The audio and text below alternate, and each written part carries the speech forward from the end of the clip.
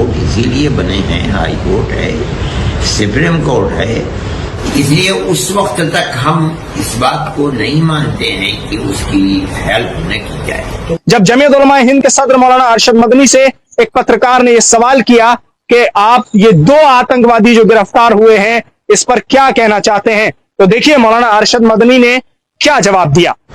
आप जो कह रहे हैं कि 2 आतंकवादी पकड़े गए, मैं समझता हूँ ये बात गलत है।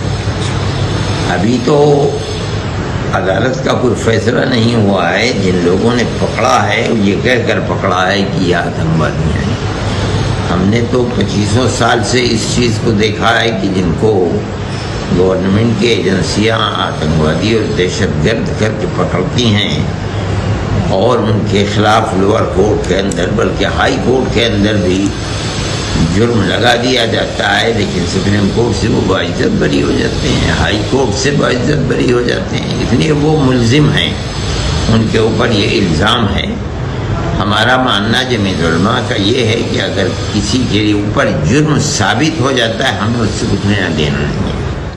मौलाना अरशद मदनी का कहना है कि लगातार हमने 25 सालों से तकरीबन ये देखा है कि ऐसी एजेंसियां, सरकारी एजेंसियां जिस तरह से लोगों को गिरफ्तार करती हैं और आरोप लगाती हैं, उनको पूरी तरह से आतंकवादी घोषित कर देती हैं, लेकिन जब अदालत का दरवाजा खटखटाया जाता है और वहां से जो फैसला आता है उसमें वो तमाम लोग बाइज्जत बरी होते हैं और बेगुनाह साबित होते हैं। तो ऐसे में ये सवाल बिल्कुल गलत है कि आतंकवादी गिरफ्तार किए गए हैं। मौलाना अरशद मदनी ने इस बात पर खासा जोर देते हुए कहा कि पहले से किसी को यह हक नहीं है कि वो किसी गिरफ्तार होने वाले को आतंकवादी कह दे। तो आपके पास हेल्प के लिए आए? हाँ, हमसे उन्होंने कहा कि हमसे ये कहा तो हम उसमें कुछ नहीं करते। जो हमारी यूनिट है महाराष्ट्र की वो करते, हमने उनसे कहा कि आप उनसे मिलिए, बात कीजिए, टेलीफोन पर बात कीजिए, वो अगर मुतमईन हो जाएंगे तो आपके केस पे।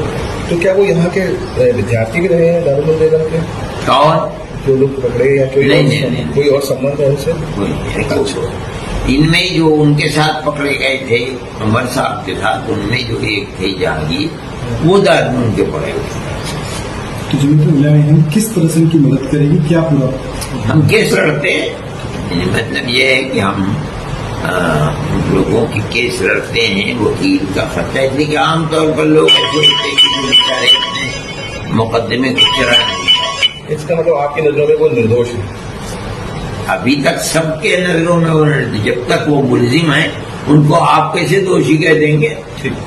ऐसी तमाम जो घटनाएं होती हैं उनमें पहले से ही किसी को आतंकवादी कह देना, किसी को देशद्रोही कह देना, ये किसी हद तक भी सही नहीं है, क्योंकि फैसला अदालत से आएगा और अदालत के फैसले पर लगातार सभी को इंतजार रहता है। और इस केस में भी अब देखना यह होगा कि जमीयत उलमा हिंद ने जिस तरह अदालत का दरवाजा खटखटाने की बात कही है, वकील को मुअय्यन कर दिया है जो इसमें केस लड़ेंगे जमीयत की तरफ से, उन दोनों परिवारों की तरफ से जिनको गिरफ्तार किया गया है, मिनहाज और मुशीरुद्दीन को। ऐसे में लगातार यूपी एटीएस ये दावे कर रही है कि 15 अगस्त से पहले कोई ना कोई बड़ी कार्रवाई को, आतंकवादी गतिविधि को अंजाम देने की एक बड़ी साजिश रची जा रही थी, जिसका पर्दाफाश कर लिया गया है। इसका मतलब आपकी नजरों में वो निर्दोष है? अभी तक सबके नजरों में वो निर्दोष। जब तक वो मुल्जिम है उनको आप कैसे दोषी कह देंगे? लेकिन मौलाना अरशद मदनी का कहना है कि पहले से नहीं कहा जा सकता कि वो आतंकवादी हैं। हमें इंतजार करना होगा कि अदालत से फैसला आता है, उसका इंतजार करना बेहद जरूरी है। दिल्ली से INN चैनल के लिए साहिल नकवी।